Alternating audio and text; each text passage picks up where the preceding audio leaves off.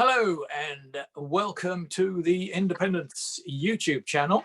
I'm John Rentoul and I'm joined by Andy Grice. We've just been watching a rather lively of Prime Minister's Questions where Keir Starmer and Boris Johnson both called each other unparliamentary terms. What did you make of it, Andy? Yes, it was lively. I think that the two men are starting to learn how to get under each other's skin. Keir Starmer, by, as you would expect from a lawyer, getting into the detail of his much quoted forensic approach.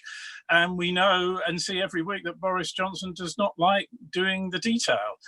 And whether that's an argument about the child poverty figures or the detail of the government's test and trace scheme on coronavirus, it looks as though the Labour leader is more on top of the facts and figures than the Prime Minister.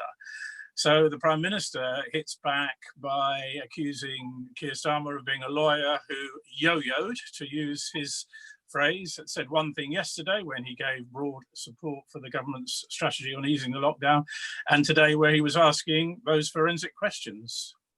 That's right. But the interesting thing was that Keir Starmer actually picked up on the charge of being a lawyer this time and fessed up, admitted that he actually was a lawyer, and said, used some lawyerly language, saying, no more witnesses, I rest my case.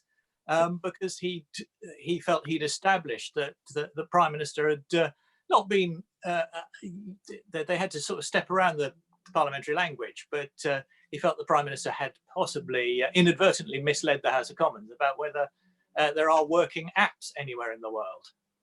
That's right. I think it's fascinating that Boris Johnson and his team think that accusing Keir Starmer of being a lawyer, brackets lefty lawyer to conservative watching members of the public. I think I don't remember opinion polls showing that lawyers were down the bottom of the pile along with politicians and us journalists when it comes to people you trust or respect when the public's polled. Clearly, he's trying to say that you can't believe what Starmer is saying in this forum of Prime Minister's Questions, because he will say one thing one day and one day the next, just like any lawyer who might be representing a nasty criminal one day and representing somebody who's a good guy the next. I slightly think that it's that the Prime Minister might be flogging a dead horse here. I'm not sure that lawyers are held in such contempt by the public, but there must be a focus group somewhere that has said that, and that's why Boris is doing it. Yes, I mean, our colleagues are getting very excited about the Prime Minister's claim that there is no test and trace app that works, that functions anywhere in the world. And he demanded that Keir Starmer give him an example. Keir Starmer got up and said Germany, yeah, which sounded like quite a good answer to me. I imagine most people would instinctively imagine that the Germans are doing a better job than us, and think that Keir Starmer won that exchange. He did, definitely. And I think the takeaway line was really that when Keir Starmer said that Boris Johnson had been found out, that will strike an echo with the public. He went on to say that Boris Johnson either dodges the question or gives a dodgy answer. And I think that reflects the spirits of the exchanges we're now getting every week. When Keir Starmer welcomed the easing of the lockdown yesterday, I thought, as you pointed out in a piece, free plug over, that it was slightly surprising that Keir Starmer warmly welcomed the moves yesterday. Maybe he wouldn't have done if he'd seen what the scientific advisors said later at Boris Johnson's press conference, where they were clearly more cautious than the Prime Minister. But on reflection, I now think Keir Starmer played it quite well to see this as a game of two halves yesterday and today. While opening himself up to the charge of changing his mind from yesterday, I don't think most viewers would take that view. And I think they would want to see the Prime Minister held to account on the detail of his coronavirus policy, whether it's on test and trace or the app, the non-exam. No, I don't think there's any problem with Keir Starmer broadly welcoming the relaxation that was announced yesterday, because that, I mean, there was an instant opinion poll that suggested that was broadly supported by the public, while also criticising the government for over-claiming about the app. I mean, the question is whether there's any mileage in Keir Starmer claiming that the app ought to be working, because actually, I mean, I do think that Boris Johnson's probably right, that there is nowhere in the world where the app is the most important part of the test and trace apparatus. The most important bit is actually just finding people and using human tracers to contact all the people they've been in contact with. So yeah, I thought that wasn't. I think Keir Starmer's not going to get very far on that one, but it was good enough for a debating point in today's exchanges. Yeah, I think it's fair to hold the government to account for its rhetoric. And remember, Boris Johnson did say we'd have a world-beating test and trace system, which is going to be impossible because probably the best one in the world is in South Korea, and we're never going to beat that and catch up with that. Similarly, I think it's right for Keir Starmer to point out that this is critical to controlling the disease in future, especially as we unlock the economy, because if, as Keir Starmer pointed out, if 2/3 of people with the virus are not being found by the NHS test and trace system, then we have a problem. And Boris Johnson would not acknowledge that problem or say how he would close the gap, as the Labour leader put it.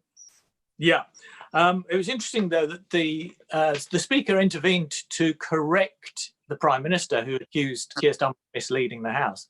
But he didn't have anything to say about Keir Starmer calling Boris Johnson dodgy, which is a term which has had MPs thrown out in the past. Dennis Skinner was thrown out for calling David Cameron dodgy. So do you think there's a double standard there? Slightly, although I think that misleading is coming close to calling another honourable member a liar, and that is where most speakers tend to draw the line. So perhaps that's why he got away with it. But clearly these exchanges are getting more heated, and it was interesting that the Speaker did intervene, and Boris Johnson changed his language to go the right side of the line by saying that perhaps Keir Starmer had inadvertently misled the House, which of course is saying the same thing, but just about within the rules. Just a bit more polite. But it was interesting that Keir Starmer actually did come back at Boris Johnson for his mistake last week, because Boris Johnson made completely unsubstantiated claims about child poverty. He was all over the place on the numbers, and Keir Starmer was quite right, I think, to pick him up on that. And Boris Johnson came back again with some more numbers that nobody recognises: 100,000 and 500,000 children in poverty and all the rest of it. Nobody can find the source of those numbers, and the government's record on child poverty is not great.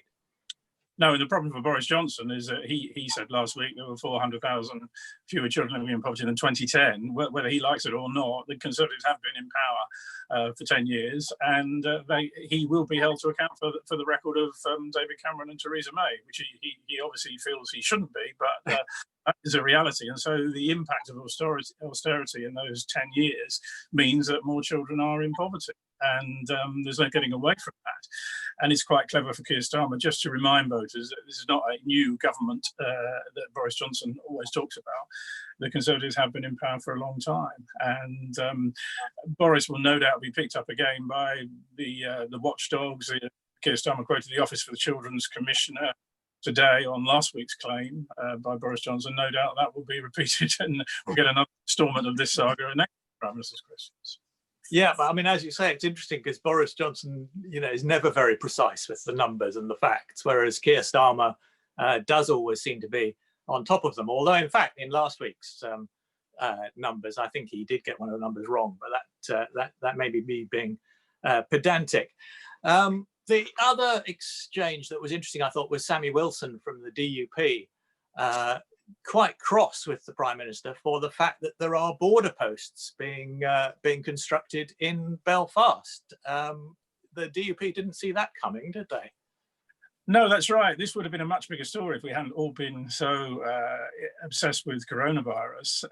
Very quietly, the government has implemented part of the Northern Ireland Protocol to deal with the EU on Northern Ireland, and while Boris Johnson could claim today that there's no customs infrastructure, that means it's all being done online. But clearly, if you live in Northern Ireland and you're a Democratic Unionist politician like Sammy Wilson, and you see 14 acres being devoted to a car and lorry park, as he put it, then that looks very much like a border control post. And of course, that is there. And structure to me, isn't it? This goes against the assurances that Boris Johnson gave, notably to businessmen in Northern Ireland, which he told them to put customs form in the bin. Now, clearly, that is not going to happen when we finally cut our ties with the EU from January the 1st, with a deal or without a deal. Yeah, I mean, the problem there is that Boris Johnson's relying on some rather nitpicking small print, which is that there won't be any extra paperwork for goods going from Northern Ireland to the rest of the UK, but it doesn't apply the other way. No, and this border post, Sammy Wilson calls it, is to check goods that are arriving in Northern Ireland from the rest of the UK, which of course is completely anathema to the unionist cause. And yet, you know, in a sense, it's their fault, because they could have had Theresa May's deal, but they refused to back it. That's true, and of course those goods could end up in Ireland, in other words, in the EU, and so the EU is going to insist on those checks being made, and Boris Johnson has conceded that. It hasn't produced many headlines, but clearly this could come back to bite the Prime Minister in the run-up to January the 1st. Absolutely. So overall, you thought it was a good day for Keir Starmer then today? Yes, I did. I think that Boris needs to get across the detail more. It's all very well doing his broad brushstrokes that he likes to paint, but I think the public will notice that you know, the bluster only gets him so far, and I think they will welcome, at a time of national crisis where the detail does matter. For example, the detail on the new lockdown rules is very important. And all the figures that Starmer quotes, I think the public will get an impression. They may not study the figures as closely as you and I do, John, but the public will get an impression that Starmer is on top of those facts and figures, and Boris Johnson sometimes is not. Too right. I'm afraid I agree with you this week, although, you know, I think Boris gets an awful long way on just cheerful bluster and optimistic chatter, and just you know, saying the test and trace system is working very well sounds okay, but people don't believe.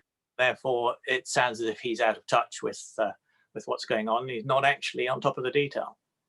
Yeah, I think the problem is that would have worked at the start of the crisis, and obviously after Boris had his own brush with coronavirus, there was enormous sympathy and respect towards him.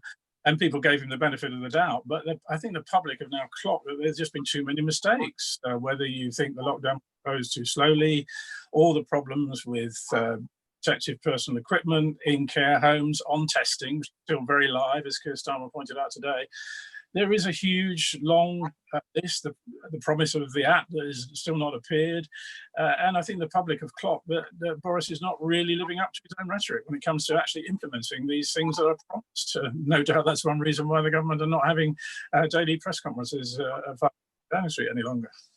No, which will paradoxically make Prime Minister's questions even more important over the next few weeks. So we look forward to next week's clash and see what it brings us. Anyway, thank you very much, Andy. Thanks for joining us, and we shall see you all next week.